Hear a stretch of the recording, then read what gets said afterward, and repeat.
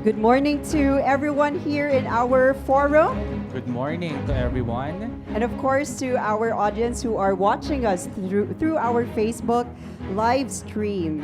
Welcome to the public forum for the selection of the next University of Makati president. I am Camille Navarro from the Center for Planning and Development. And I am Anthony John Domingo from the Institute of Nursing.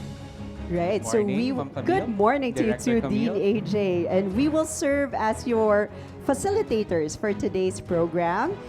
Thanking everyone who came in person, but once again, thanking also all those who are joining us through Facebook live stream. And Dean AJ, I think it would be an understatement to say that today is quite exciting because not only is it exciting, but it is crucial and integral to the search for the next, for this public forum, I mean, is integral to the search for the next university president. Definitely, Director Camille. Today is truly a momentous day for all of the University of Makati community as we are holding our very first public forum as part of the selection process for our next UMAC president. This is also in response to our new charter as a university. The conduct of this public forum is to understand the mission, vision, development goals of our UMAC presidential candidate. This is also open to the public, including our students, our faculty members, and non-teaching staff, the Alumni Association, together with the city officials, either appointive or elective. Thank you for that, Dean AJ. So apart from this day being an opportunity to meet our candidates, it is also the opportunity for the community and for our public to ask questions to our candidates. And to formally welcome us today and deliver the opening remarks, I would like to request the help of our Vice President for Administration, Attorney Jewel D. Bulos. Please help me welcome her.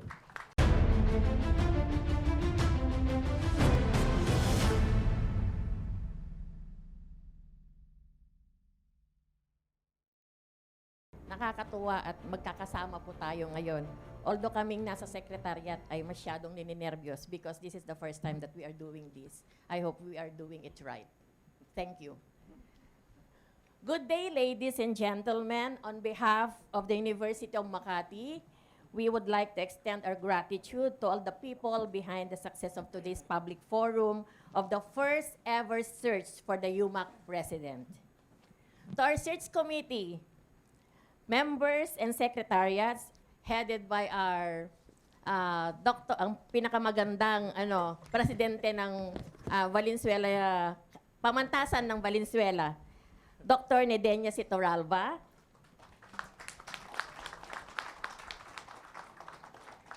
representing the academe, Dr. Julieta M. Paras, our NCR Director for the CHED, representing CHED. Mr. Oscar Aragon, former President of the Pharmaceutical and Healthcare Association of the Philippines and member marketing executives of the pharmaceutical healthcare industry. Good morning, sir. Representing the industry. Mr. Victor Mark Tipuyat, the President of Roto-Rooter Philippines. This has been our partner for so long a time, and they have been employing our students sa kanilang kumpanya. Co-founder and LSK Capital LLC, sir, representing the business sector. Mr. Teddy Ocampo, our former president of the National University, representing the academe. And from the Philippine Business for Education, represented herein by Mr. Hannibal Kamua, Deputy Executive Director for Programs from PIBED. Magandang umaga po at sa ating mga city officials headed by our Mayor Marlen Abigail Esbinay. Magandang umaga po to our Congressman Luis Campos and Congressman Kid Peña and to our Vice Mayor Monique Lagdameo. Magandang umaga po sa inyo. Hindi po sila makakadalo ngayon dahil unang araw po ng aming budget hearing today.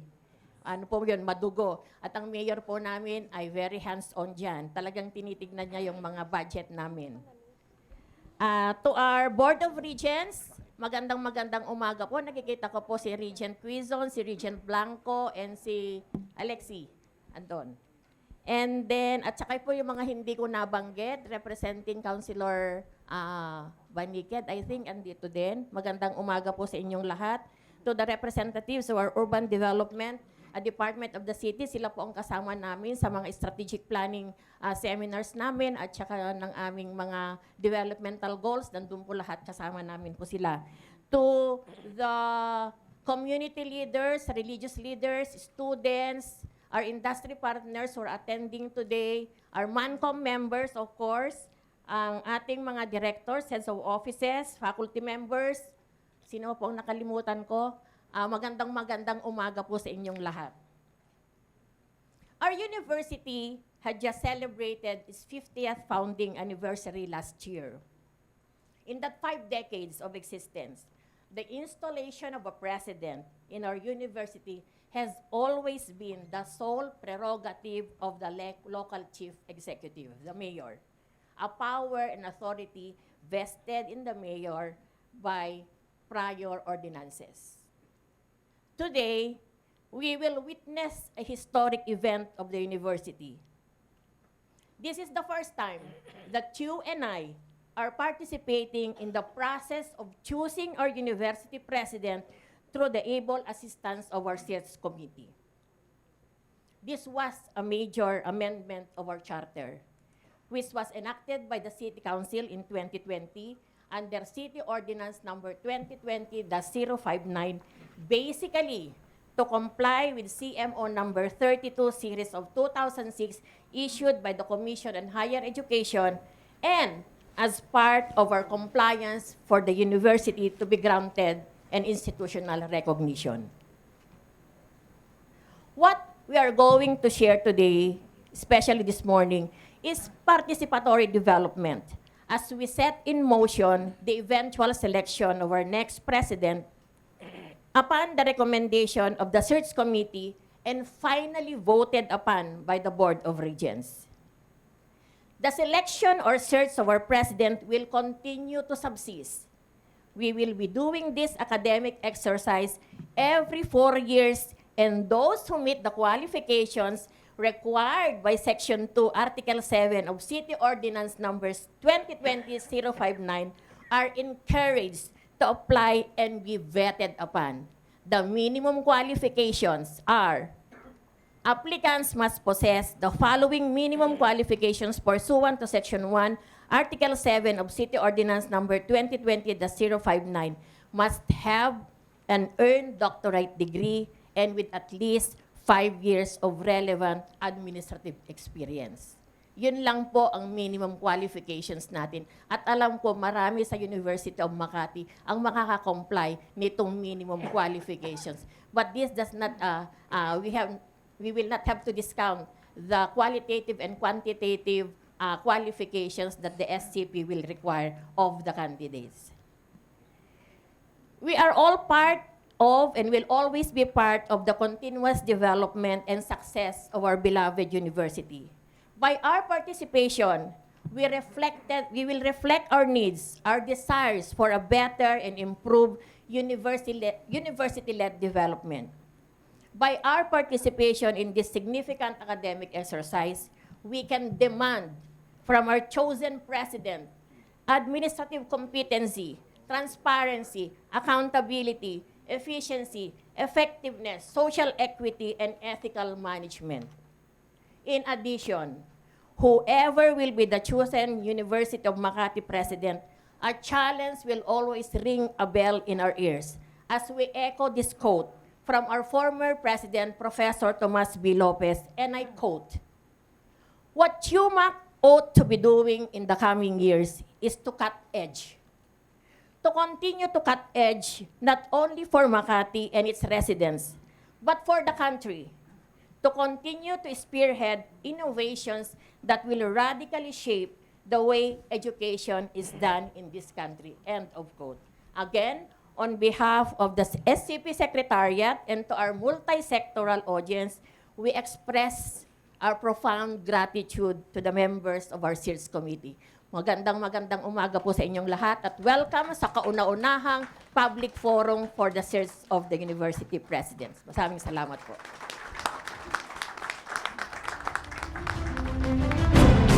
Thank you so much, VP Jewel. Definitely today is a historic day for all of us. We are truly honored to present our esteemed members of the Search Committee for President or the SCP. Beginning with, she is the President of the Pamantasan ng Lungsod ng Valenzuela, representing the Academe, the Chairman of the Search Committee, Dr. Nedenia C. Toralba. The next one, he is the President of the Pamantasan ng Lungsod ng Marikina, representing the Association of Local Colleges and Universities, Dr. Erico Habihan.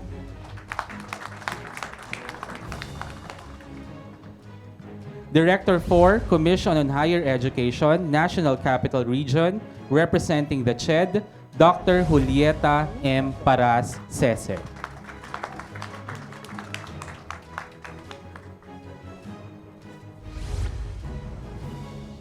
We would also like to acknowledge the former president of the Pharmaceutical and Healthcare Association of the Philippines, member marketing executives of the pharmaceutical healthcare industry, representing the industry, Mr. Oscar Aragon.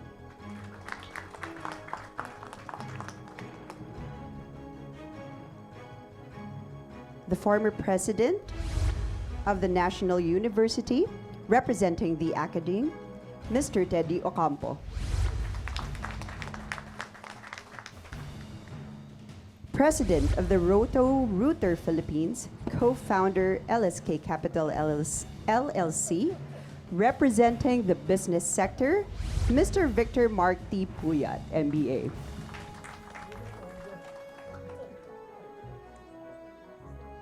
Executive Director for Philippine Business for Education, representing the business sector, Ms. Justine Raagas. Representing Ms. Justine Raagas is Mr. Hannibal Camua, a Deputy Executive Director for Programs Philippine Business for Education, representing Ma'am Justine.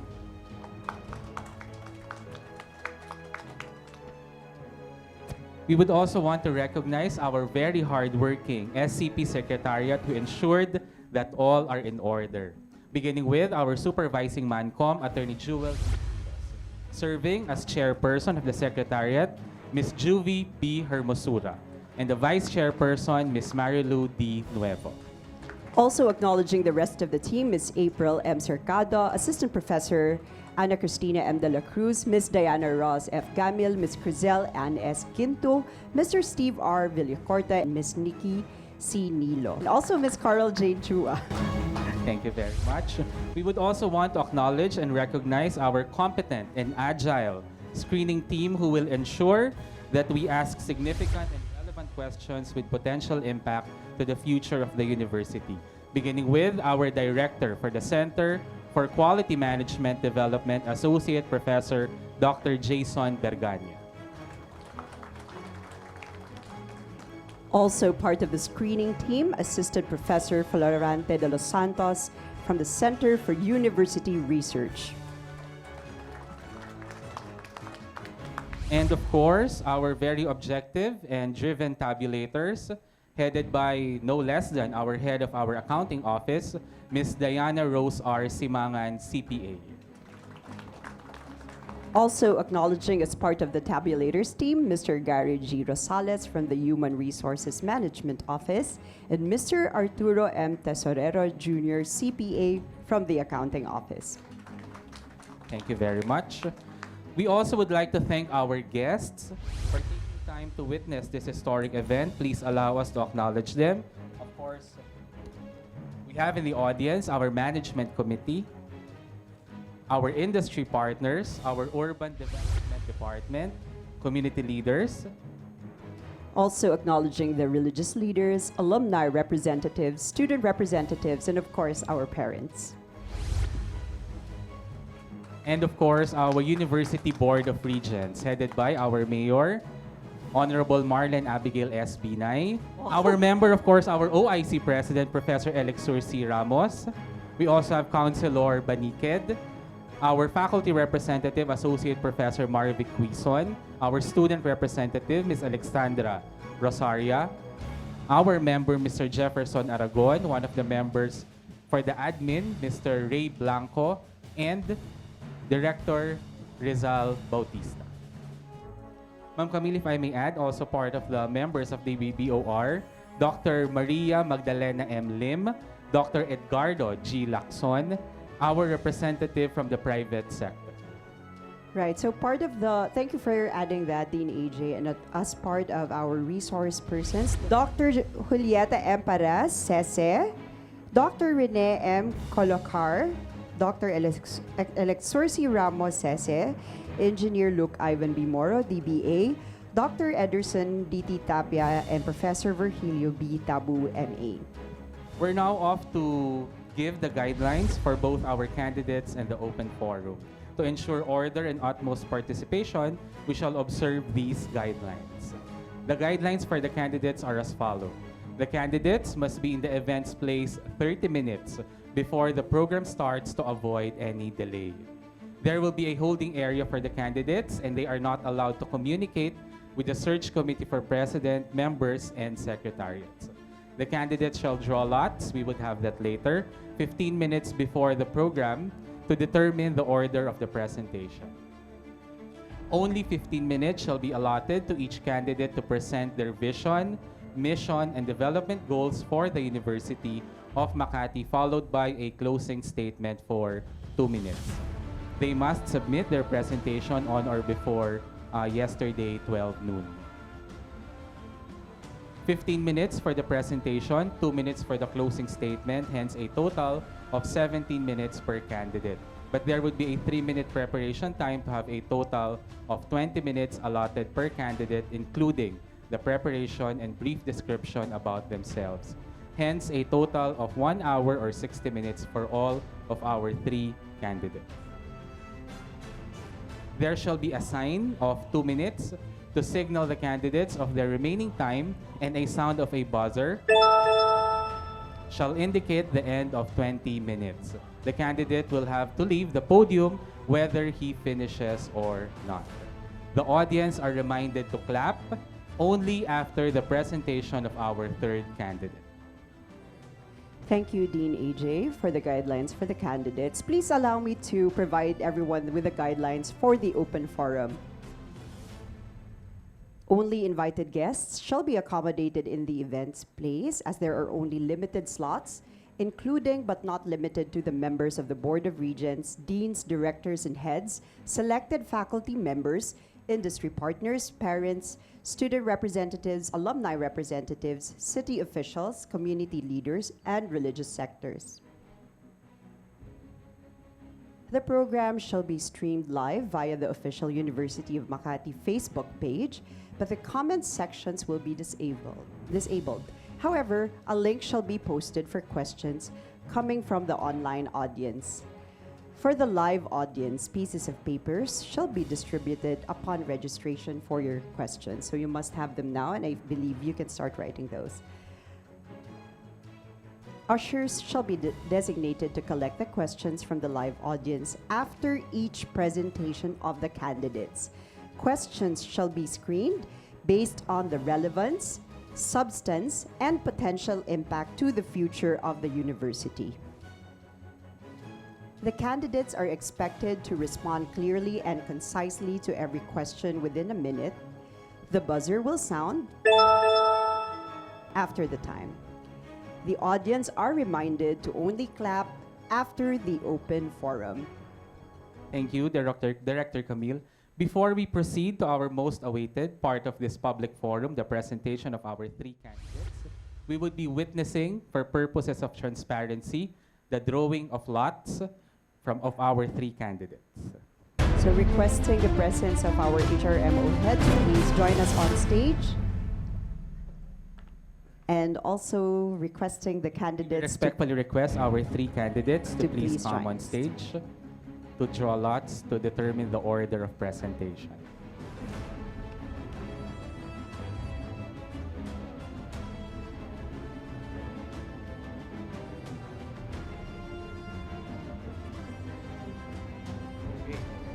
So Dr. Elexur C. Ramos would go first. Dr. Ederson D.T. Tapia would go second. And finally, we would have Dr. Reynald Campo.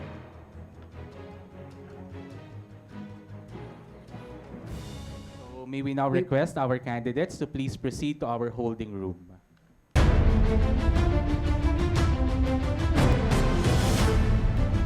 Thank you, candidates. So proceeding now to the presentation of We will now be proceeding, Ma'am Camille, Director Camille, to the most awaited and most correct to significant the meat part. of the matter, The meat of the matter.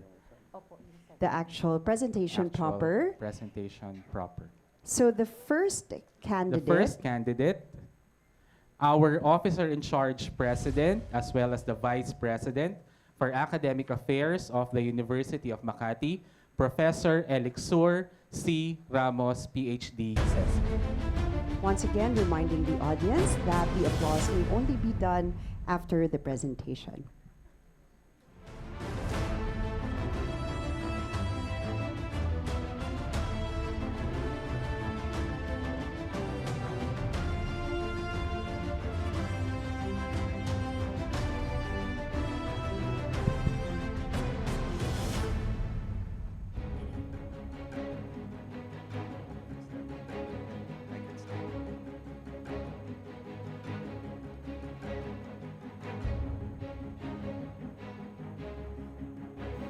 Okay.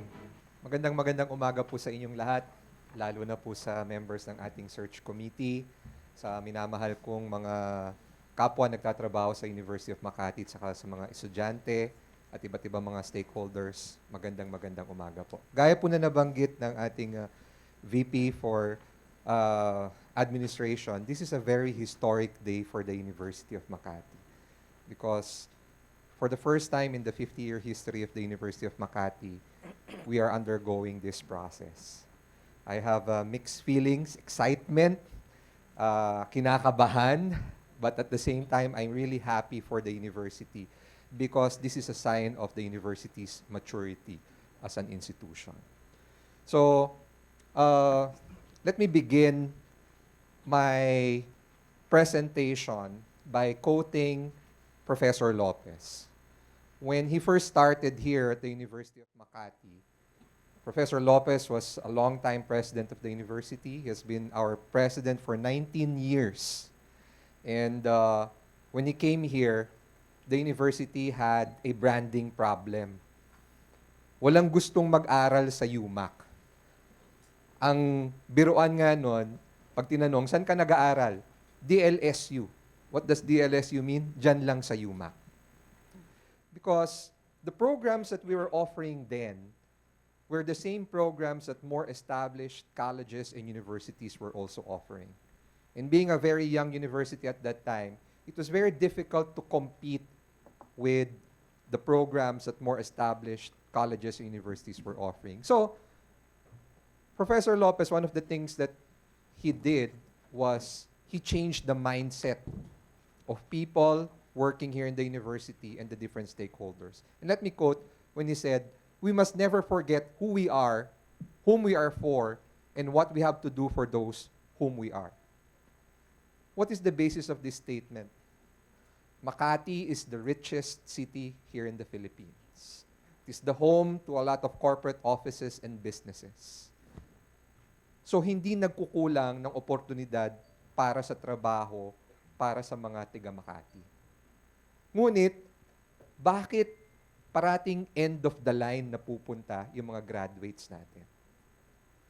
So the strategy that he thought of was to involve the industry in the design and the delivery of our courses. Let me go to the next slide. And that is what we call the dualized university education system. It was a very difficult sell very early on, and of course, my apologies to Ched, because ang parating sinasabi nun ni Prof. Tommy, even among the different stakeholders here at the university, sasabihin, Sir, hindi pwede yan kasi hindi yan sumusunod dun sa CMO ng CHED. Hindi pwede tayo magbukas ng ganitong kurso kasi walang ganyang program standards na nakasaad sa CHED. But at the end of the day, ang sinasabi ni Prof. Tommy at that time, you know, we're a not-for-profit institution. The metric is very simple. For us, education means jobs. And when you say that education means jobs, that means we cannot take away the employer in the equation, in the delivery of courses here in the University of Makati. I was the first champion of JUICE. I was the first champion of JUICE because that program started in a college, yung Center for Performing and Digital Arts, which is now the College of Arts and Letters. And that was the first program where we invited actually industry practitioners to be part of the pool of faculty at the University of Makati. I've been around different colleges in the university. I've been the Dean of the College of Business, the College of Allied Health, the College of Graduate Studies, the College of Computer Science, the College of Business and Financial Sciences. And I'm proud to say that in my stint in all of these colleges, we have grown our partnership and we have now delivered and are currently offering unique programs here in the university that has ensured employability of our graduates. In fact, nakakatuwa po because when we held our mid-year graduation here at the University of Makati, when the graduates of the pandemic batch, 2020, were coming up on stage, because we did not have an in-person graduation at that time, we at the members of the management were asking every graduate who was coming up on stage, asking them if they're employed.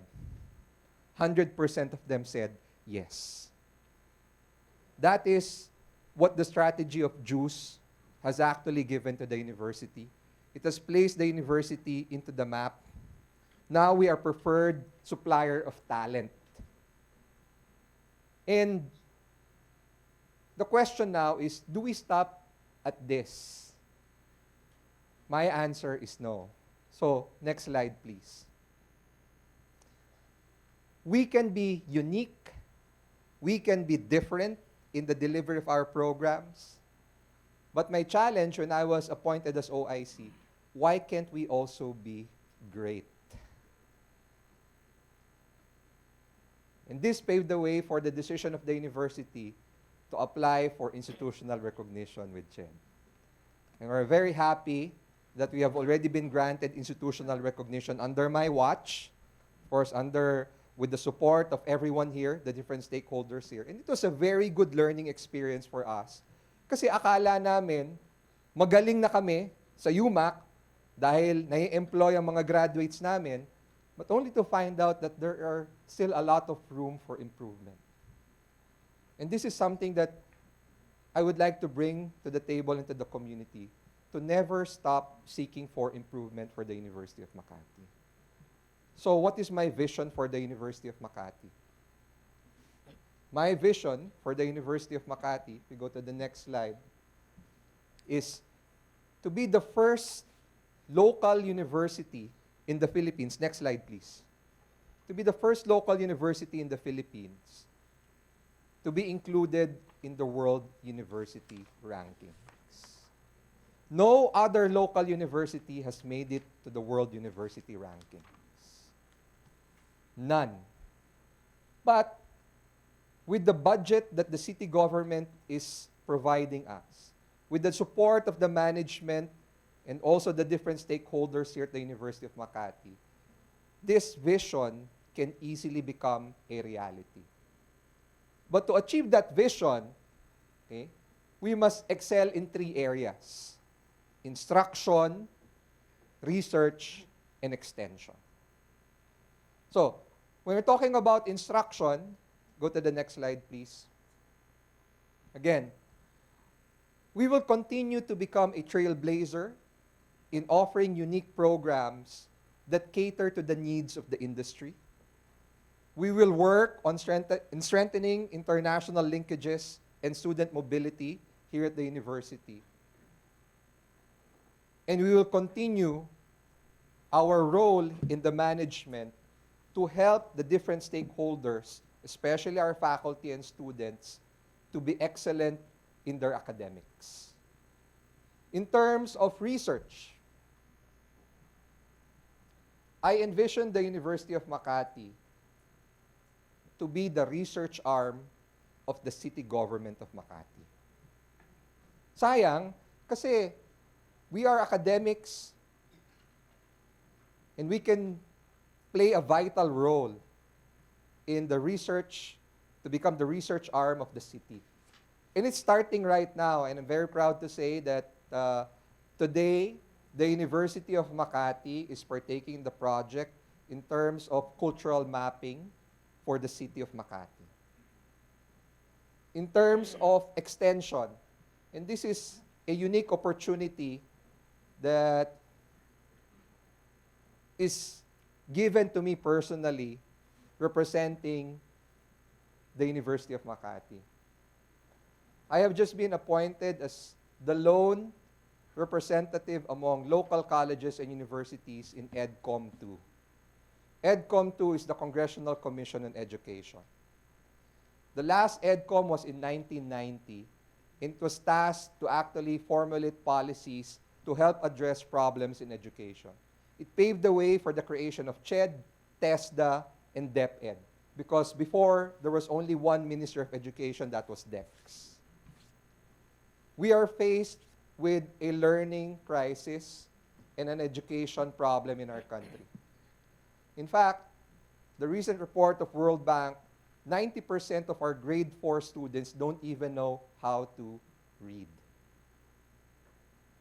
So what role can the University of Makati and I personally contribute on this?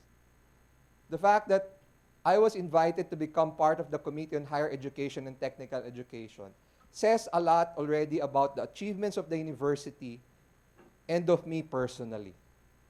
I did not expect that invitation, but this is an opportunity wherein the University of Makati can play a vital role by contributing to making policies and recommending directives to further improve the quality of education in our country. So, when I talk about extension, it's not just extension going to far-flung places, helping small schools or helping communities. I'm talking about a grander vision for the University of Makati, playing a vital role among LUCs, among other local colleges and universities. In one forum I attended, there is an LUC whose budget is only 10 million pesos, but delivering quality education in their small province in Mindanao. The extension that I'm looking at is the role of UMAC in EDCOM because I am there. And this is an opportunity wherein the University of Makati can make an impact, not only in the lives of students who are studying here at UMAC, but also make an impact on the entire country's educational system as a whole. Sabi nga po doon, in one forum that I attended,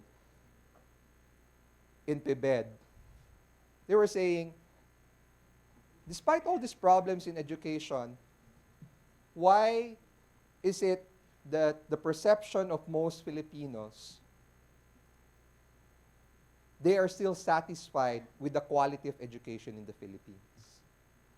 The simple answer was because they don't know what quality education means.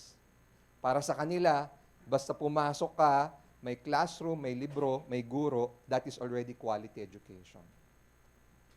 And that is not how quality education is defined here at the University of Makati. Ano pong ibig kong sabihin dito?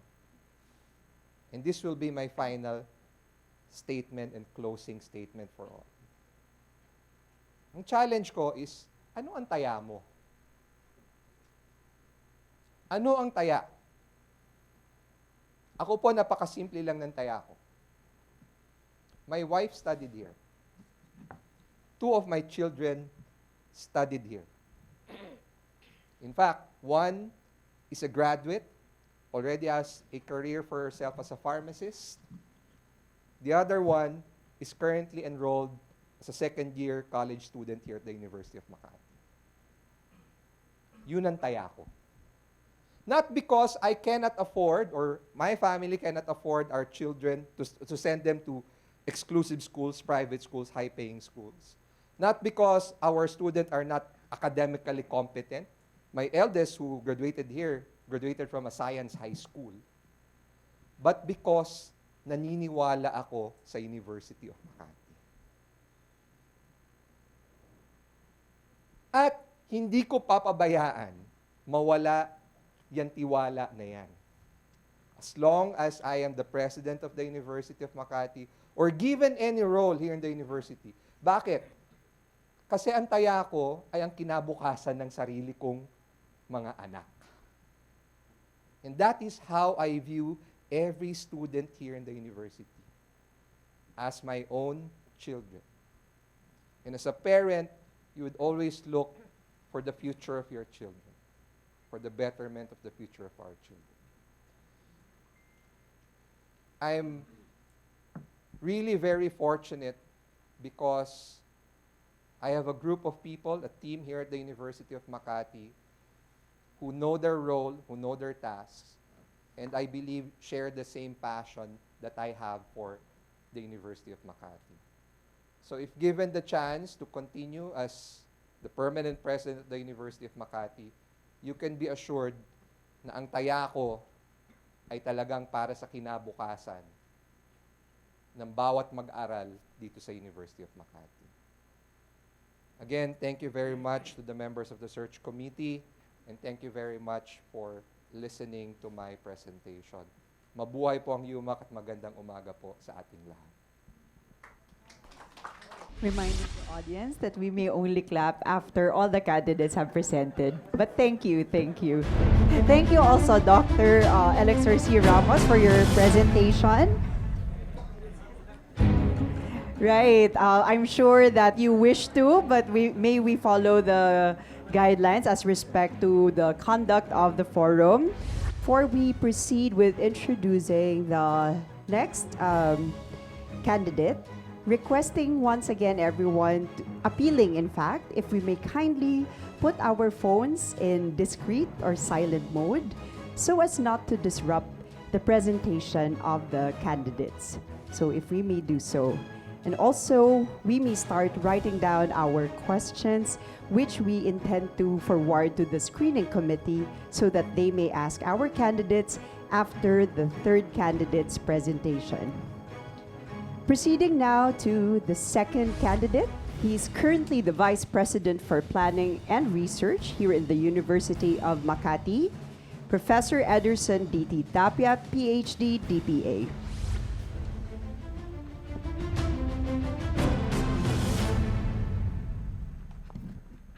Thank you very much. I know you are clapping inside, but it's against the rules, so I appreciate it. I'd like to thank the members of the search committee for this opportunity to share with you my thoughts on what the University of Makati should be doing in the next 4 years should I be chosen as president. Before anything else, I'd like to congratulate the members of the search committee secretariat. This is an astounding success, and this is nothing but good for the university. As Attorney Jewel said earlier, this is the first time that we're doing it. And whatever the result of this process might be, I think we're all winners. Okay, so my task is to give you my presentation on my goals, mission, and vision for the University of Makati. And I titled it as The University of Makati in the 21st Century, a 5-piece strategic framework and plan of action. Next slide, please. Let me begin by directing your attention to the fact that context matters. I say this because I think it's important that we are looking at the same page. We know that there are particular issues that we are confronting, that we are facing, and I'd like to go over some of them before proceeding to the meat of my presentation. This phrase, "a time of grave happenings and urgent problems," was enunciated in the 1960s when young scholars in the field of public administration decided to gather together for the sake of questioning the state of their discipline. It was a description of the heady days of the 1960s, which I think resonates to what we're doing right now, reeling as we are just reeling from the effects of the pandemic and the economic turmoil that results after it. We're also looking at this age of dramatic advances in technology, which we're all familiar with, the fourth industrial revolution, as we navigate this world characterized by volatility, uncertainty, complexity, and ambiguity. So this trifecta of considerations, in fact, set the tone for what we're going to do in the next few years. Next slide, please. So I prepared the goal, which encapsulates, I think, what I want to achieve in the next 4 years and even beyond. It's quite a mouthful, so I suppose instead of reading to you the content of the goal, I'd like to unpack it, and we go to the next slide. The goal embodied in the mission is composed of the following. Number one, we want to put UMAC in the map not only of the Philippines but of the entire world. We want to be recognized as a premier and globally recognized local university. We've been producing graduates that are professionally competent, but we want this to be formally recognized by whatever institutions or recognitions that are currently in place. And we want to have more active partnership with the city government of Makati in terms of generating knowledge, in the business of knowledge creation, and coming up with products that have both local and global impact. And this we can do via sustainable innovations, broad-based research, okay, going beyond the traditional confines of educational or even public administration research into more cutting-edge and technology-driven areas of interest, through strong industry partnership, and going through a new phase of higher education presence in the Philippines, international collaboration. Next slide, please. So in order to do this, I am proposing a 5-piece strategic framework. I decided to use this mnemonic device so that at the end of this exercise, we'd have some takeaway. I know that we're all familiar with 4Ps. I just added one more. So it's 5Ps. Can we go to the first? There's no debate that the first and most important asset of any organization is its human resources. So my proposal is that what it actually means in practical terms is that all the policies, programs, and action and plans of the university should be consciously informed of the fact that what is important for us is employee welfare.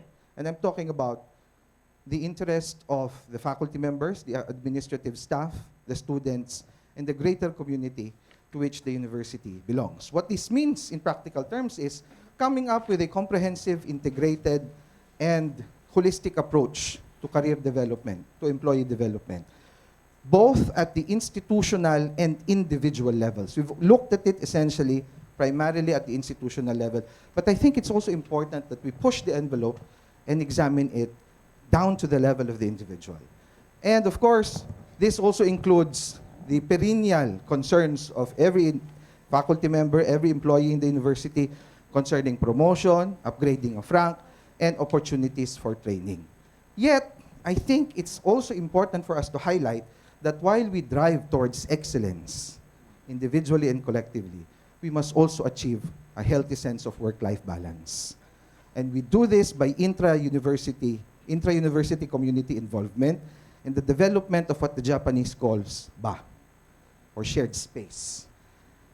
And it is also incumbent for leaders of the university to be fostering a learning environment that takes into consideration specific targets such as inclusivity, gender sensitivity, multiple intelligences, and respect for diversity. Next. In the area of programs, we're very thankful to CHED that finally we've received our institutional recognition, albeit with some conditions which we've already complied with. What this means is that we can now push the envelope further and take on the task of developing and designing programs that the market needs. Okay? We have to engage with emerging technologies, and I wouldn't even say that they're emerging because they're already in the midst of what we're doing. We have to talk about AI, we have to talk about the cyber economy, we have to talk about nanotechnology. And this should inform the kind of centerpiece academic thrust of each college in the institution. And given our unique position as the University of the City of Makati, we should also take a lead role in digitally transforming not only the university, but the community to which we belong. Next, prestige. This could easily be done by further improving our already impressive ratings in the board exams. We do know, we're proud of our graduates. We've always been ahead of national government passing rates, but there are some programs that still do need some assistance, and we're going to focus on that. And in terms of prestige in the academic sense, universities are largely measured now by their outputs in research. And this is an area of focus that we have to put a lot of attention to. How? By jump-starting faculty publication. There are already a lot of inroads in this area, but this is something that we have to do further on an accelerated pace. And I think also, again, going back to the unique character of UMAC, we must position ourselves as one of the leaders of the LUCs in the country and even engage other SUCs and private institutions in what the literature calls co-opetition instead of competition. Next. Partnerships has been one of the important strategies of the university over the years. And we must continue doing this, making an additional dimension of internationalization. So, international collaboration, opportunities for cooperation beyond the confines of the territorial boundaries of the country should also be an important policy agenda. The triple helix model of collaboration, I'm sure Juvie will be happy with this, should consciously guide all of our activities. No? It talks about cooperation between and among the academe, the government, and the industry. So all of our programs should take this into heart. Next. As perhaps some of you may know, I come from the field of public administration. And in public administration, we always ask the question, who is our public? And presence here talks about our public. And by our public, I refer not only to the public of the University of Makati, but the public of the city government of Makati. We are considered a department of the city government of Makati, and we must take that to heart. What it means is that all of us, all of the members of the community, from the faculty members, administrators, to the students, should be agents of positive change because of the enormous privilege, I say this again, of the enormous privilege of being a Makatizen. Just because we are a Makatizen already gives us some form of advantage over our contemporaries and colleagues. And what it means in practical terms is that for faculty members, we must be ready to give technical advice. There are already examples of doing this. I'm so proud of the Department of Social Sciences of the College of Arts and Letters engaged in a cultural mapping of the city government of Makati. That's just one example of many that we can focus on.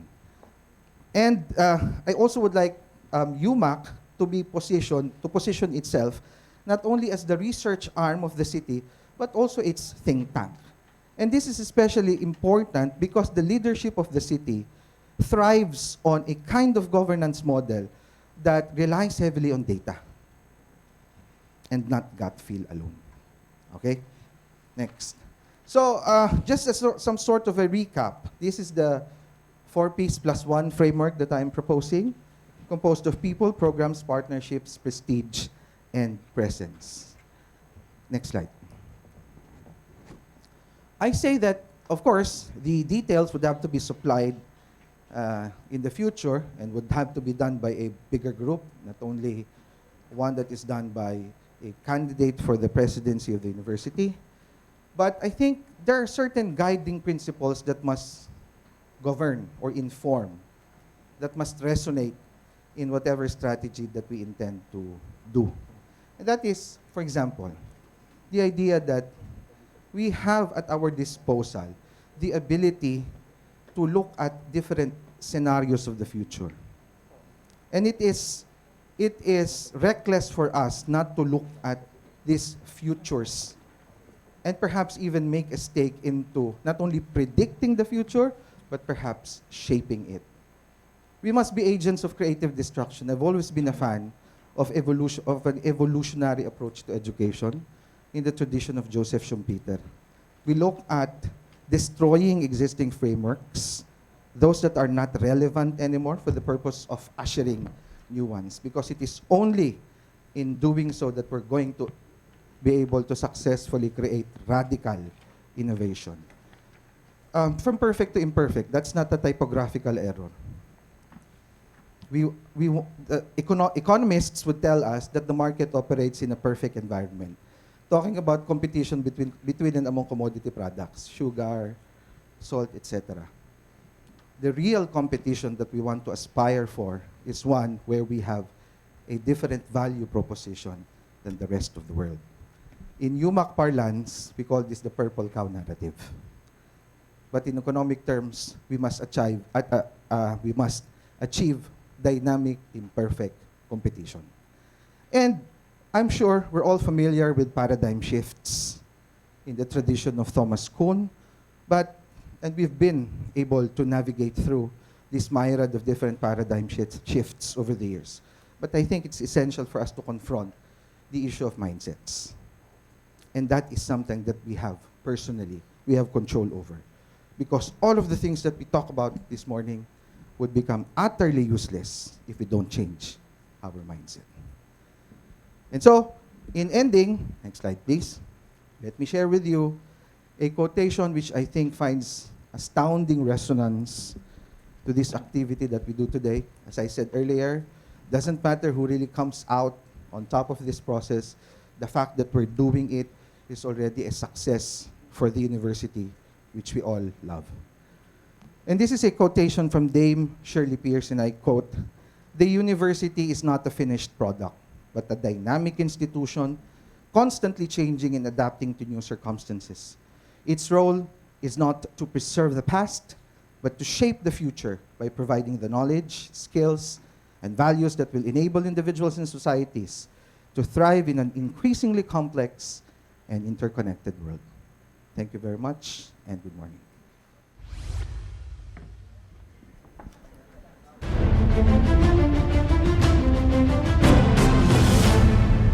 Thank you very much, Professor Ederson Tapia.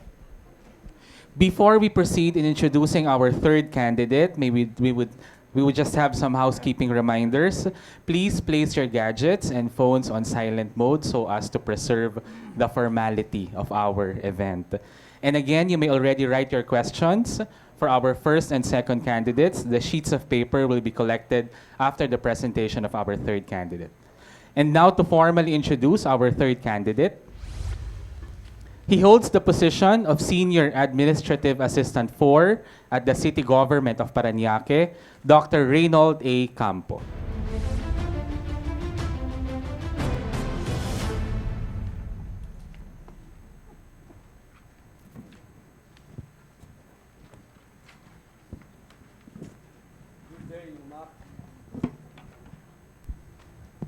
To the respected members of the board, to the search committee, to the students, faculty, employees, and stakeholders, isang mapagpalang araw po sa inyong lahat.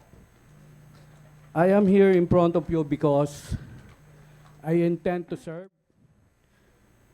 and to be part of your lives. I am a graduate of Doctor of Philosophy in Business Management, major in Strategy Management at Philippine Christian University in January 2022. Doctor of Business Administration at Trece Martires City College in 2019, a Juris Doctor by Legal Education Board Resolution 2019-406. I have my Master's of Business Administration with Philippine Christian University in 2020 and Trece Martires City College in 2017. Teacher Education Certificate Program at Trece Martires City College in 2015, Bachelor of Laws at Philippine Law School in 2008, and BS Custom Administration at PMI Colleges in 1984. This coming May 2023, I will be earning a degree of postdoctorate program for strategic management and leadership at Philippine Christian University. I have work industry experiences as a corporate president, academic institution vice president, director, professor, researcher, college administrative affairs, and support services head, military reservist at Philippine Air Force, campus resource generation officer, and campus infrastructure and facilities development officer, where I have gained my skills and experience to be considered the solid foundations of my career. I become adept at overseeing a wide variety of operational and fiscal responsibilities and skillful in managing institutions with people of different personalities and backgrounds. I would love to help the less fortunate students of Makati to compete for high-paying job possibilities in Makati City's economic and industrial sectors, as this is the reason why the city established a university, because they are the next leaders in the hope of this community. I would like to be with you all so that we can fulfill the major role that this university plays in meeting the needs of giving morally upstanding, self-reliant, and community-oriented, yet less privileged inhabitant of Makati with quality public tertiary education and skills training. If I will be given the chance, ako ang magsisilbing tunay na ama ng yumak na mangangalaga at magtataguyod ng bawat isa sa inyo. Sa pag-angat ng kalagayan ng mga faculty and employees, sa pagkamit ng tagumpay ng mga mag-aaral, sa pagtulong ng pagpapaunlad ng komunidad ng Makati, at sa pagsisilbi sa siyudad ng lahat ng mga stakeholders nito, ang bawat hadikain ko nasisiguraduhin nakalinyada sa kung ano man ang nakasaad sa mga alituntunin at palisiya ng Commission on Higher Education, Civil Service Commission, the Local Government Unit, the Commission on Audit, and Department of Budget and Management na nakaangkla sa National Development Plan of 2023 to 2028. For deep economic and social transformation, to reinvigorate job creation and accelerate poverty reduction by seeing the economy back on the high growth path.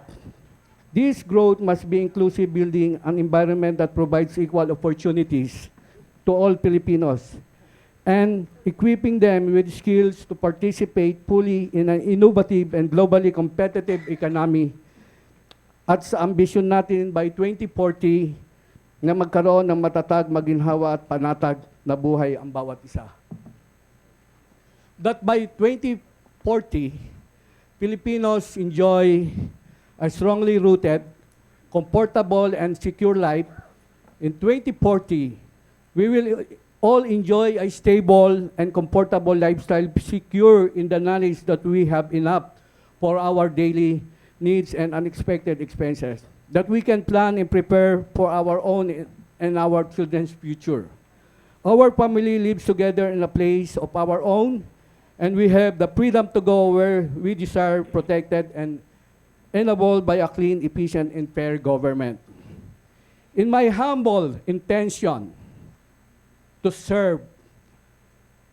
I, Dr. Reynold Campo, applicant for president position of the University of Makati, would like to present to you my vision, mission, goals, and objectives which are not intended to replace the existing BGMO of UMAC, but to let you know of my leadership directions. Vision, UMAC of the future, accelerating international progress in instruction, research, extension, production, and commercialization with the involvement of students, faculty, employees, alumni, and communities. Mission, provide broad and balanced academic programs that are mutually reinforcing and maintain a high level of excellence and standards in the production of a highly trained professional in our future. Goals, increase cultural understanding by providing opportunities to study languages, cultures, the arts, and implication of social, political, economic, and technological change, as well as by encouraging national and international learning. Objectives, enforce academic leadership, focusing on instruction, research, extension, production, and commercialization. Cultivate leadership in students, faculty, and employees to serve communities in higher level of excellence. Place the university in international academic roster of excellence by achieving in its mission, vision, objectives, and philosophy. Philosophy, increasing our leadership in science, engineering, social science, education, health science, business, and sports. Empowering students to pursue academic and professional passion in a diverse, welcoming, and inclusive university. Linking education, humanities, sports, social sciences, science, engineering, health science, supporting a dynamic faculty committed to teaching, mentoring, research, clinical care, and the arts, enriching communities through creative programs with global contribution. Lastly, embracing responsible leadership by fair and excellent discernment at all times. Next. Under administration, responsive leadership and governance to convey quality and commendable services. Develop strategic and development plans to sustain premium organizational alignment and continuous transformation. Strengthen program monitoring, documentation, evaluation system, review and improve university code and other operating manuals relating to the high academic realization. And the last one is the benchmark governance of other universities in Asia to obtain advanced ideas and approach to academic scheme. I jump into because of the time. So, number 2, under administration, lead with fairness and enhance the range and quality of individual and group participation in the basic function of society. Strengthen social norms, standards, beliefs, morals, values, sacrifice, cooperation, sympathy, and culture in a primary group. Participate with primary groups provides a sense of belongingness to individuals. And the last one is establish and increase the efficiency of individuals by creating a favorable atmosphere of work and teaches many good qualities. And under administration pa rin po, number 3, train the nation's manpower in the skills required for national development. 4, develop the profession that will provide leadership for the nation in advancement of knowledge for improving the quality of human life. 5, respond effectively to the changing needs and condition of the nation through a system of educational planning and evaluation. And number 6, lead with equality, fairness, and excellent discernment. Under instruction, deliver quality and relevant instruction towards academic excellence. Continuously provide opportunities for faculty, staff, and students development for both degree and non-degree programs. Rationalize course offering to cater the demand of industries and labor markets locally and abroad. And the last one is streamline and situate curricular offerings with ecological landscape, and educational demands in the campuses. That are those under destruction. Catalyze impact, number 8. Catalyze impact for social development, economic growth, and safe environment. Develop models to scale up and out technology system and products in the community. Develop technologically based marketing system to support community-based product development initiative. And develop a community university model program. Develop and implement student career development and alumni relation office. Next. And number 9 is acquire the essential educational foundation towards the development of productive and versatile citizen. To achieve and strengthen national unity and consciousness and preserve, develop, and promote desirable cultural, moral, and spiritual values in the changing world. Provide a broad general education that will assist each individual in society to attain his or her potential as a human being and enhance the range and quality of the individual and the group. And the last one is establish sets of standards leading qualification. It's known to intervene in the academic operation of university teaching their disciplines. Under research, develop technologies, product, and system for human and nature cognizant to extensive services. Develop enabling policies to strengthen our established research and R&D, research and development centers, comply and submit requirements of referred research journal for CHED accreditation through the journal incentive programs, write and submit technical papers for publication to local, national, international referred journals. And lastly, yung strengthen policies and guidelines on intellectual property management and technology commercialization. Under extension, strengthen linkages and networks with local, national, international partners to uphold productivity and excellence and achieve internalization. Conduct benchmarking activities to be participated by all concerned stakeholders to integrate potential enhancement practices from various linkages. Organize consultative meetings with concerned government and private institutions. Require faculty members, staff to engage in local, international, professional organizations. Establish an office for partnership linkages to create and maintain a data bank of positive partners package and document partners agreement solicit. Follow-up linkages and advocate support convergence approach. Next, establish program-focused priorities that sustainably complementing the needs and providing solution to the problems of the community. Next one, sir, please. Under the production, sustain corporate style of revenue management generation to realize income that will augment financial needs of the university in the form of income-generating projects. Next. So, before to end my slides, I will give you a very humble, a short quotation that excellent leadership focuses on the growth and prosperity of everyone in the institution regardless of the employee's rank or complexity of the situation, because every individual matters and everything therein is important. Next. Thank you po. Maraming salamat.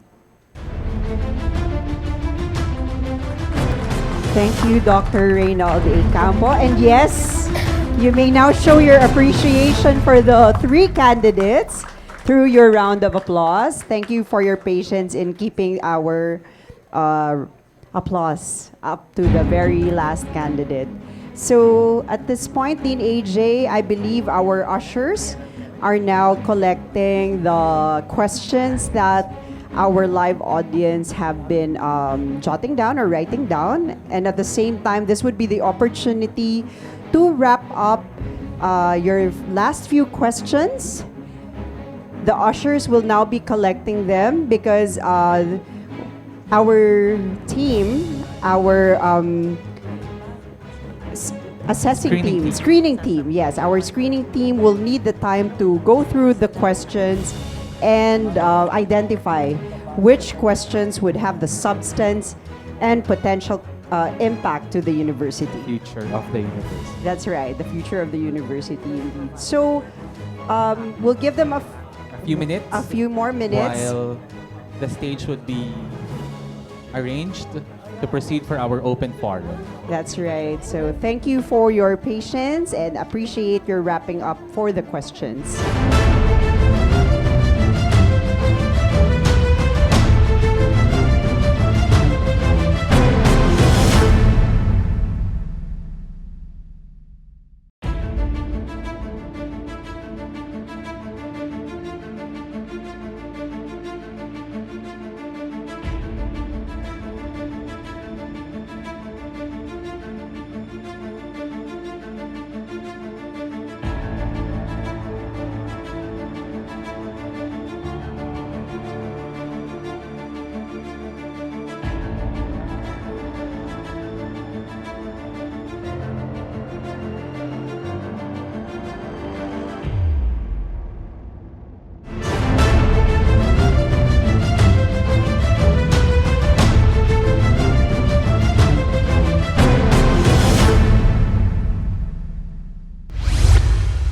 So officially opening the open forum and calling Professor De Los Santos to please ask the first question. All right, good morning, everyone. Good morning, honorable candidates. All right, I am tasked to ask questions to honorable candidate number 1, Dr. X. Ramos. The question is coming from the academic community. We have a good number of associate professors and professors in the university. How do you ensure that they become initiators of positive impact in improving our ranking among the Philippine universities and perhaps even globally? Thank you very much, Sir Rante. I think it all begins with leadership. I believe in the capabilities of our deans, our program chairs, and college secretaries. And we have to live by example. As an academic tasked currently as the OIC president of the university, I've always challenged all of our deans, never stop teaching. Kahit po ako, I still teach. Because that in a way is a measure if you are still relevant inside the classroom. Never stop working and improving yourselves, especially on the areas of research. And never stop doing extension work. It's really a mix of providing the carrots and the sticks to our faculty. Okay. Among local colleges and universities, we're proud of the support that comes from the city government. Dahil po sa pag-ikot ko, iilan lamang po ang mga LUCs na may sariling plantilla. And I'm proud to say that among LUCs all over the country, we give the highest hourly rate. Plus, we also ask our faculty not really to report for 40 hours a week, unlike other educational institutions. But at the same time, given all of this, I should call blessings to our faculty, the management should also not be keen in challenging them to continuously improve themselves. So, isa po dun sa mga ginawa natin na sagot dyan sa tanong na yan is the management actually worked on our new faculty merit system that actually gives incentives to faculty members who would really excel in the areas of research, extension, and instruction. And this is innovative because I think we are one of only few local colleges and universities that has an approved faculty merit system by the Civil Service Commission nonetheless. So, sinasabi ko po, simple lang yung sagot. We live by example. Kapag hindi nila nakikita yung kanilang administrators na hindi naman tumutugon sa challenge para maging isang magaling na guro, Apologies, Dr. Ramos. We would have to Salamat. cut you from there. Thank you very much po. Thank you, sir. I ask question again to candidate number 1. All right. So the question is from the admin. This is also addressed to you, Sir X. Being in the university for more than 15 years, what is your stand about assigning a position according to management prerogative? Why can't we create clear and transparent mechanism that everyone can have the privilege to apply for to a particular positions or position based on merits and qualifications? Thank you, sir. thank you very much for the question. Alam niyo po, ako and probably most of the members here probably don't know that I started from the ranks. I first entered as an admin staff under the Office of the President, became an academic, was a faculty at the College of Business before I was given an opportunity to become a dean and the university secretary and VP for Academic Affairs, and now the OIC President. So in my 22 years of journey here at the University of Makati, we've learned to see and recognize talent among our employees. In fact, sabi ko nga po kanina, that is one of the reasons why our work in the MANCOM is very much light and easy, because we have learned to identify. Again, our apologies, Dr. Ramos. The minute is up po. Thank you. Okay. So I think we have 1 more minute for Professor Ramos Okay. to continue his answer. Okay. Thank you, sir. So, tama po yung sinabi, no? But in my journey here, naabutan ko po talaga na ang pag-hire ng mga empleyado is on the basis of sinong kakilala mo. Because we have to admit that we're a political university. But gone are those days. Kaya nga po, kami po sa management, find a very difficult time filling up positions in the university, especially for the admin, because admittedly, we had a very weak bench at that time. But today, because of the improvements, we hire now based on merit. Hindi na po tayo nag-hire ngayon ng salary grade 4 na entry level para lang makapasok sa university.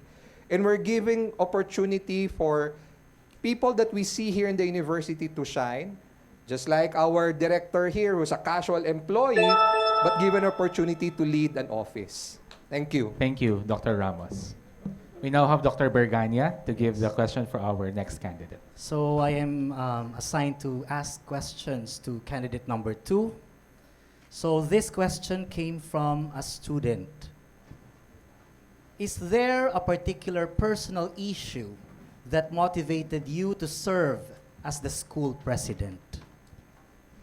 Thank you, Doc J. Of course, it's always the dream of any academic to assume a leadership position. To be perfectly honest with you, when I entered the university in 1999, my goal, my dream was really just to reach full professor. That was it. And I got that dream in 2019 when I was promoted to full professor in the university. But along the way, I've held other administrative positions as well. And it's really a challenge to sort of expand the coverage of what you've been doing. I'm in my comfort zone. I'm in my element in the college where I lead. But I guess the challenges of the times require us to go beyond our comfort zone and perhaps do something that would have a more major impact to the greater community to which we belong. So I don't know if you can consider it a personal motivation, but my participation in the search process, to be perfectly honest with all of you, is really driven by my love for this university, which I've been a part of for the last 24 years. Edad pa lang ng mga ibang estudyante natin yan. I'm not talking about Dr. Browner, of course. But my point is that beyond any personal ambition, it's really for the love of the university that I'm throwing my name in the ring for the race to be president of the university. Thank you, Professor Tapia. Okay, so let's proceed to the second question.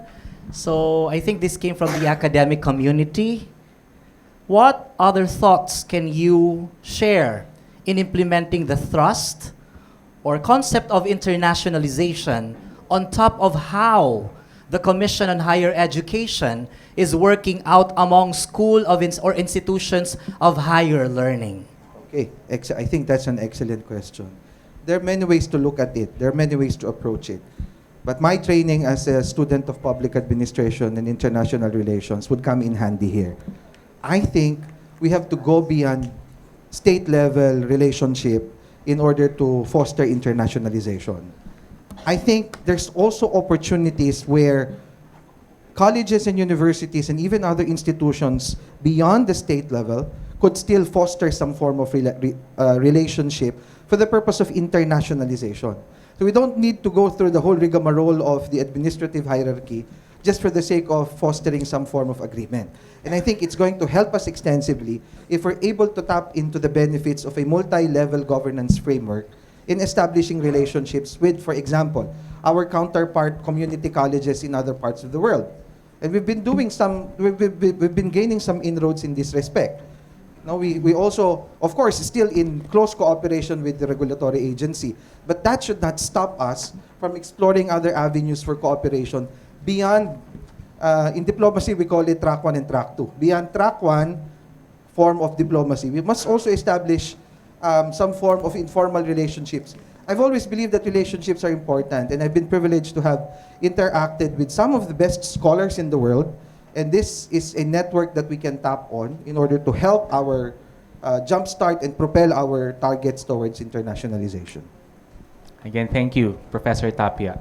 We will now have, thank you, Dr. Bergania. We will now have again Director De Los Santos to give the questions for our third candidate.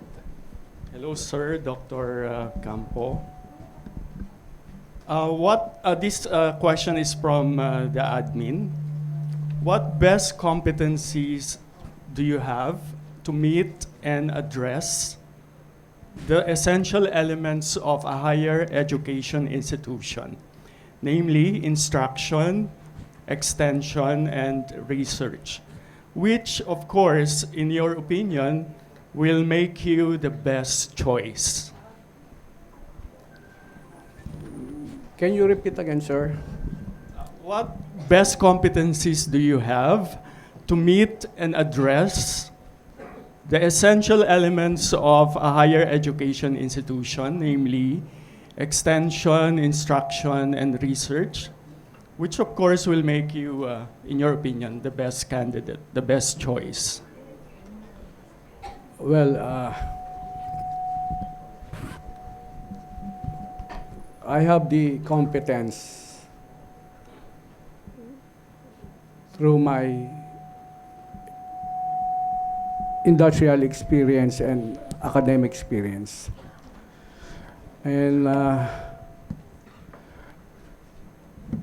because I acquired these from my experiences, and I know that this competency or competence, I have enough educational accomplishment and to serve good intention for UMAC. Well, another plan for the employees is employees development by giving them the opportunity for their further studies. So, like the undergraduates, to finish their programs or take the expanded or the ETIAP program for the college completers, no? to enroll the graduate studies. So sir, yun yung mga bagay na alam ko with my industry and academic experience that could serve the community. Thank you. Thank you, Dr. Campo. Thank you, Dr. Campo. The next question is from the faculty. Of the various goals and platforms that you have presented, how do you plan to realistically achieve all of them in just 4 years? By asking the help of the people around in the communities, the deans, the vice president, if we will cooperate or unite for this particular vision and mission for university. At para sa mga faculty development, yun nga, has been consistently identified a key factor in improving quality of education and consequently student learning. Second, yung provision of incentives for research accomplishments provided that will be published, attendance to conferences, workshops and seminars of the faculty, own preference locally, internationally with funding support. I know that we can achieve this vision and mission. And lastly, yung fair opportunities for promotion and career development by following the Civil Service Memorandum Circular Number 19 model merit system for the members of the academy. Again, thank you, Dr. Campo, and we thank our 3 candidates for addressing the individual questions, Professor Ramos, Professor Tapia, and Dr. Campo. We now proceed to our questions for all of our 3 candidates to be given by Dr. Bercania. So these questions can be answered by all the candidates. Here's the first one. What are your perspectives regarding the city of Makati to be absorbed by the city government of Taguig? What are the implications of this decision to the governance of the University of Makati? In particular, what mechanisms, strategies, and approaches may be offered to downplay the animosities of people regarding the impact of this decision? Professor Ramos. Thank you very much. First of all, I'd like to assure the entire UMAC community that despite the court ruling regarding the dispute between Makati and Taguig, the University of Makati sits in a lot owned by the city government of Makati. Ibig sabihin po niyan, ang titulo ng lupa na ito ay nakapangalan sa city government of Makati. So, kahit na po sabihin natin maging final and executory at wala na talagang magagawa sa court of law, may mga instances naman po talaga ng isang lugar na pagmamay-ari ng isang gobyerno o ng isang munisipalidad o isang syudad ay nakapaloob sa ibang bayan. Just like Makati South Cemetery, Manila South Cemetery, which is actually owned by the city of Manila, but it is in the city of Makati. So, as far as the ownership of the University of Makati, that is not a question. Now, the other side of the story, of course, is what will we do and what is the city doing? As a stakeholder and as a resident of the city, of course, hindi naman natin papabayaan na maging ganun na lamang without actually making an appeal or using other legal means to be able to ensure that the best decision will come out, not only for the residents of the city, but for all affected residents as well. So yun naman po ang mapapangako ng City Government of Makati, speaking for, as of course, as an employee of the city government and also as a department head of the city, to the different stakeholders that we have here at the University of Makati. Hindi po tayo papabayaan ng City of Makati. Thank you, Professor Ramos. Professor Tapia. Okay. It's important for us to leave the legal details out of it. No, it's beyond our competence. I think the lawyers of both cities are handling it. And just to answer the question, as a student of public administration, again, in the social sciences, my sense is that we have to be guided by the principle of the right to self-determination. Whether we belong to Makati or Taguig depends on the decision of the Supreme Court. We ask the people. We ask the people because after all, it is the people who will be deciding where they would really want to chart their own destiny. So beyond, not to promote some form of animosity between the two cities, kasi magkakapit-bahay naman tayo, but the real power has to be with the people. You ask them, you want to be in Makati or do you want to be in Taguig? It's a superfluous question, obviously, but we have to ask it nonetheless. So, and I think that's one thing that we should really be actively working for. And if we just make a simple question and throw it to the members of the audience, I think the answer would be quite obvious. Because we've been, as I said earlier in my presentation, we've been given this dramatic, enormous privilege of being Makati-sens. And it's not something that you trade for some other proposition. So I think right of self-determination should be given back to the people because that is where it truly belongs. Thank you, Professor Tapia. It's now your turn to answer, Dr. Campo. Okay. It's about constitutionality.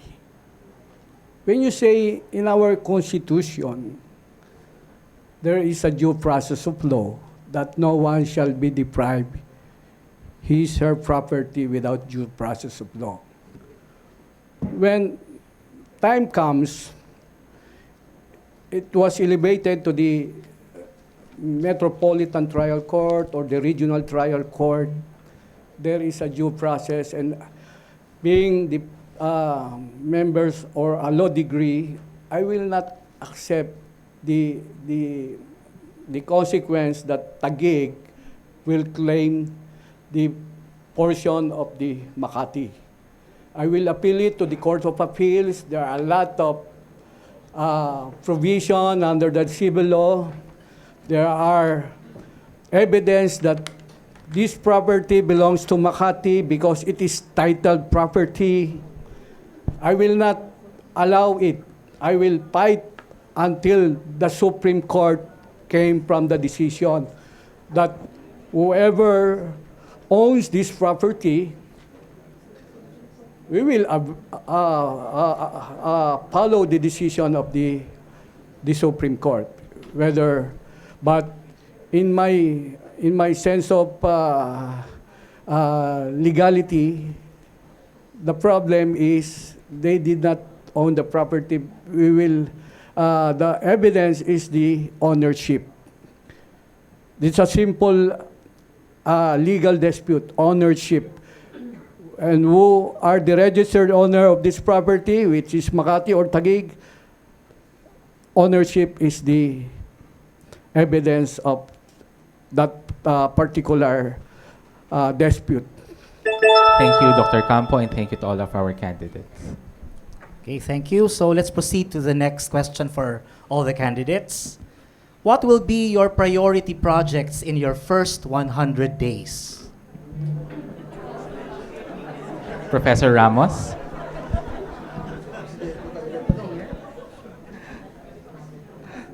Actually, the question would be very difficult for me to answer. Why?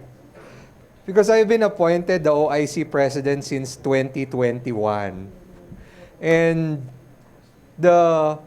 since my term as OIC president, the projects that we have already initiated in the management is geared towards really the advancement of our faculty and our employees.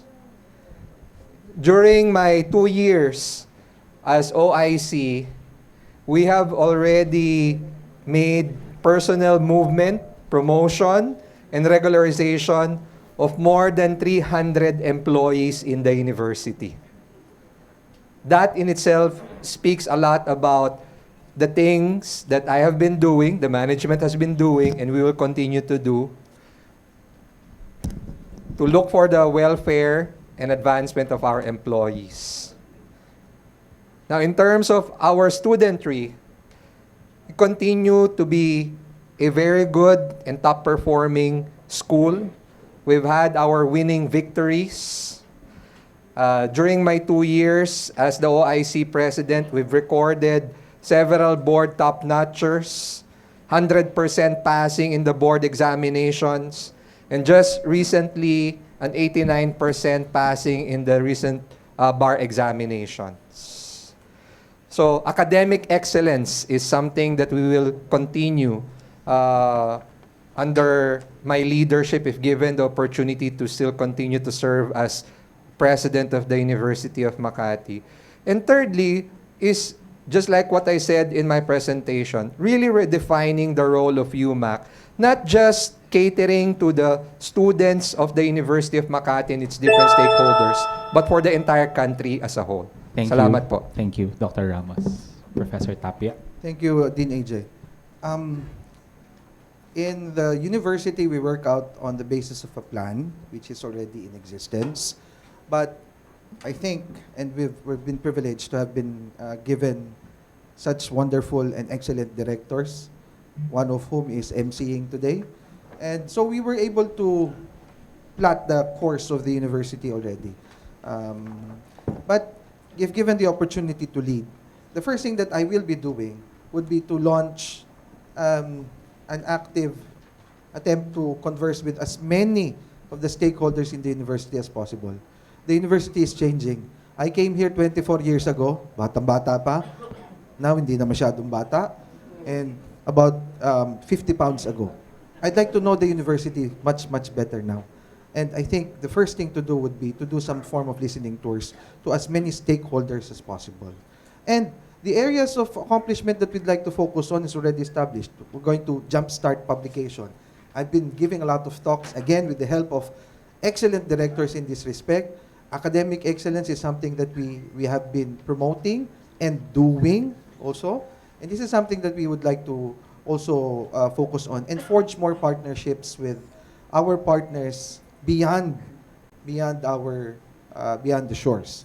So I don't know if that can be confined within the next 100 days, but those are easily some of the things that I would be doing should I be given the opportunity to lead the university. Thank you, Professor Tapia. And finally, Dr. Campo. Okay. In my first 100 days, I will review the academic manual and administrative manual. Maybe that's one of my priorities that we need more to improve what's within the academic manual and administrative manual. Catalyze also the impact for social development, economic growth, and safe environment within our community. So yun po yung aking nakikita. So I will formulate and implement the customized techno transfer policy of the university in that 100 days.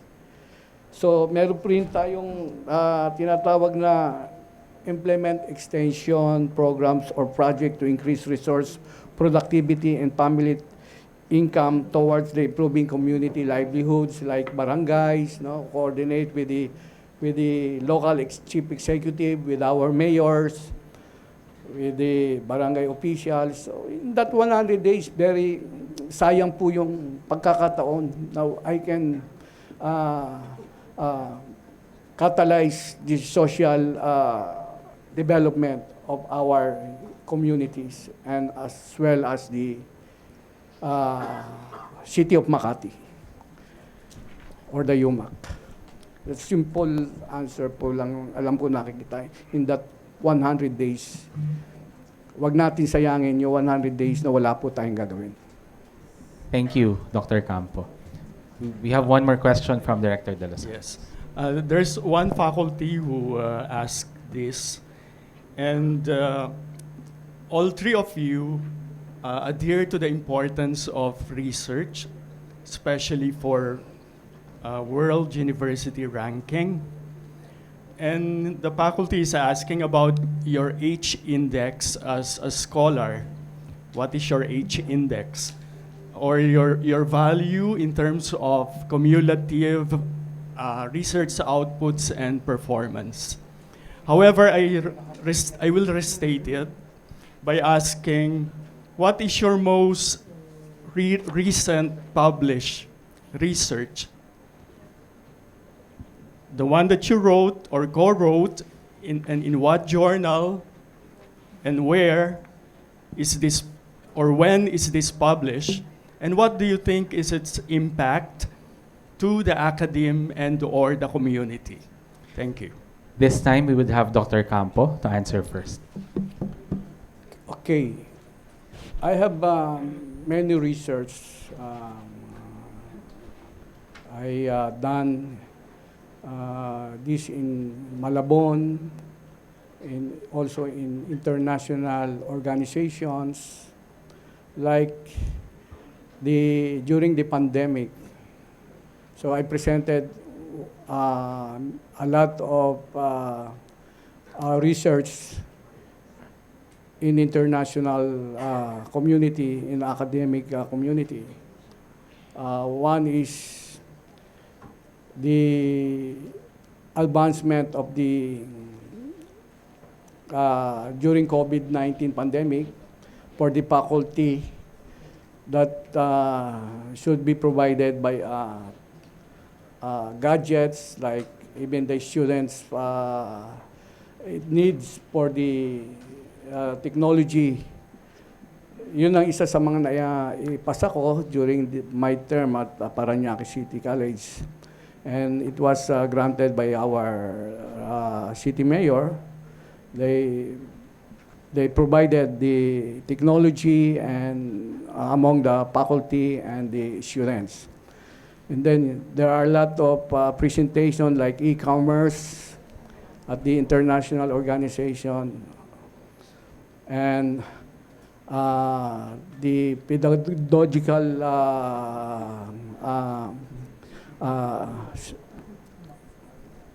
research, even in the embracing the culture in another local research organization. It is on my resume that all this part of my research are all in there. Many. Thank you. Candidates, before we proceed, there is a request from the Facebook live stream if we may kindly use the microphone closer so that they could also hear it better. Thank you. May I proceed now? You Okay, may. so the question is the latest publication. May I get a clarification? You're talking about local or international? Biro ko lang ho yun. No.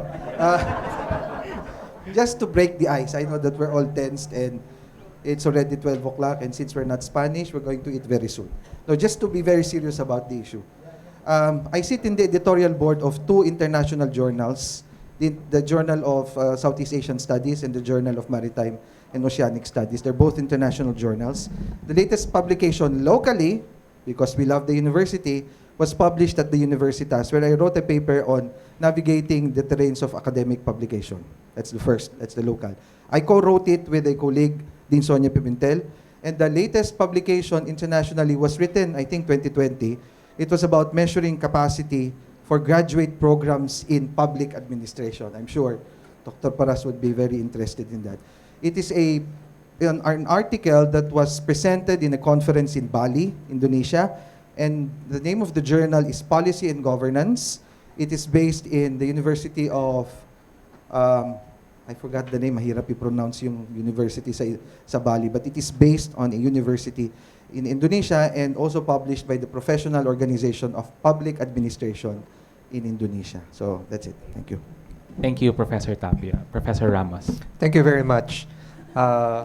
Just very recently, our Center for Integrated Communications actually did a feature about my recent paper presentation in Japan under AI for the International Academic Forum. And my paper was actually selected for publication in the IA4 Journal on Education. This is a Scopus indexed publication. And I know for a fact that VP Ed is also attending a training in Germany very soon. And this is something that I know because I challenge our faculty and our administrators to actually continuously engage in research. And I myself will also be attending a UN Summer Academy in Bonn. This is also continuous trust in actually engaging in meaningful research. But the more significant research that I am actually engaged in right now is the research being done in EdCom. Oh. Sabi ko nga po kanina, more than 20 years ago. And the work that we are doing right now cuts across various issues and challenges that is facing education right now. Just yesterday, VP Ed and I were actually attending an EdCom meeting, and there was a presentation about defining what academic freedom for academic institutions mean. And being part of the Committee on Higher Education and Teacher Training and Development, one of my roles actually there is to make significant contribution and input on the different issues besieging our education. Thank you, Dr. Ramos. Also, Dr. Campo and Professor Tapia. At this point, I would like to address the selection committee because we have finished the 3 questions for the 3 candidates. Would the selection committee like to ask a question now, or would you like to reserve it for after lunch in the panel interview? We'll have it in the afternoon. We'll have it. Thank you for confirming. So on that note, thanking also once again Professor De Los Santos and Dr. Bergania for doing the screening of the questions and for helping us with this open forum. At this point, we could say that the open forum is closed, and we would like to show our appreciation, of course. You may now already to the 3 show your candidates. appreciation to our candidates. Thank you very much. Thank you. So they may stay or they may go. But as the open forum is closed, we also would like to close the program for the day. And to help us with that, I would like to call our University Secretary, Professor Maria Faye Nanette Cariaga, to help me with that. Help us with that. Let's give her a round of applause. as Round of well. applause. Maaari po bang gumamit din ng podium? Ayan. Kumusta po kayo? Kumusta pa po kayo? Okay, so mabuti, thumbs up po. Very reflective, a very exciting afternoon na po, no, sa ating lahat.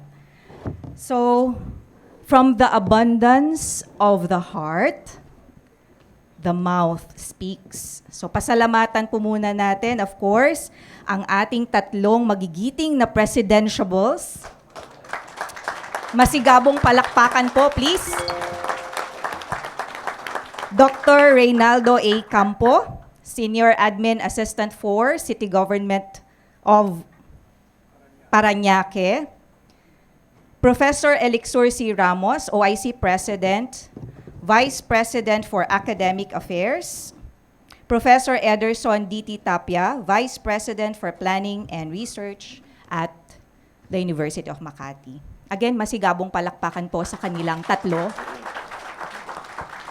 Of course, to our search committee for the UMAC President, Dr. Nedena C. Toralba, Dr. Erico Habihan, Dr. Julieta M. Paras, Mr. Oscar Aragon, Mr. Victor Mark T. Puyat, Mr. Teddy Ocampo, and then for Ms. Justine Raagas, we have Mr. Hannibal Kamua. To the Board of Regents, of course, led by Honorable Marlene Abigail S. Binay. To the UDD, community leaders, religious leaders, industry partners, to the management committee, heads of colleges, institutes, and offices sa atin pong beloved university, student representatives, parents, and the entire University of Makati community. Palakpakan din po natin ang bawat isa. And of course, to the SCP Secretariat, led by, of course, Attorney Jewel Bulos and Ma'am Juvie Hermosura. Palakpakan po natin. Having closely listened to our presidentiables, ito po personal reflection ko, sasama ko, i-share ko sa inyo. Having closely listened to our presidentiables, the University of Makati is definitely gearing towards sustainability. I hope you will agree with me. The university is gearing towards sustainability. As a department of the city, and at the same time, as a university. Sustainable leadership, this is the Google definition, technical definition, is that which drives solutions for environmental, social, and economic challenges in the world. Recognizes leadership as a process of influence and breaks down silos to combine efforts towards change and transformation. Forbes.com would emphasize the environment, social, and governance framework. Or some literatures would also regard it as leadership that focuses on people, planet, and profit. Although yung last po, it's not really that very critical for us as a local university of the city of Makati. Borrowing from the National Research Council of the Philippines, VUCAD 2, during their recently held Congress, when we say sustainability, this would also denote having visionary, understandable, clear, agile, digital, and diverse. VUCAD, D to the second power. Square. Okay. So, we came here, actually, to be a part of UMAC's history. First ever search for the next university president. And at the same time, we were eager to find out who are these three highly dignified and qualified presidentiables. Tama po ba? Yes. We wanted to witness how prepared they are as a whole package. Kung gaano po sila kahanda sa posisyon na gusto nilang pangatawanan at isabuhay. The main point for us, actually, kung pumunta po tayo dito para makita kung gaano sila kahanda, point of reflection for all of us, are we all ready? Are we ready? Sustainable leadership towards authentic, positive influence, change, and transformation for the university, for the city, the country, and the globe. Lahat po sila, ito ang pinatutunguhan. So, are we ready? The main point of reflection for us, UMAC community. Specifically, are we ready to be on board on UMAC's journey to sustainability? Are we ready to contribute actively and positively along the way? Are we ready to collaborate, break down silos, and fully embrace systems thinking? Na-emphasize po yan ng tatlong presidentiables. And are we ready to become a sustainable learning organization. To have a sustainable set of leaders, to have sustainable leaders is really, definitely, it's a big story.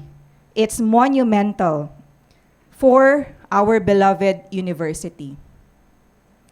And to have a sustainable team and sub-teams forging stories, not just making stories, but forging stories with sustainable leaders would shape futures.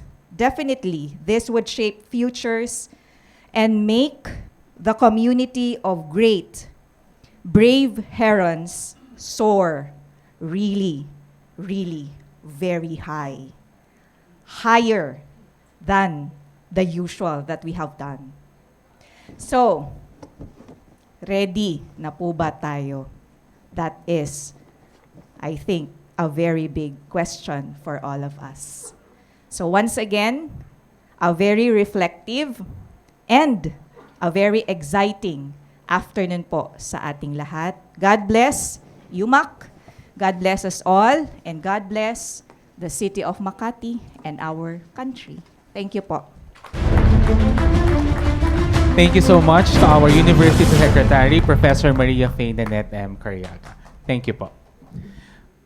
Right. Director Camille. Correct. At this point, we would like to acknowledge that there were a lot of other questions that, due to time constraints, could not be addressed by the three candidates. What we will do is to forward this to the selection committee, as this might help them also in the second interview portion after lunch. So I would say, Dean AJ, your heart is full. Our minds are full. Our minds are full. It's our stomach our that's stomach. empty. And on that note, right, we would like to formally end the public forum. We thank everyone for joining us again, both in person and live. A lot of takeaways and thoughts to think about. Congratulations to all the candidates for presenting their mission, vision, and goals, and to everyone. Thank you for taking part of this historic event of our University of Makati. So we can have our photo opportunity with The our audience. All right. So do please stay where you are seated, and our good CIC will do the Gen Z selfie.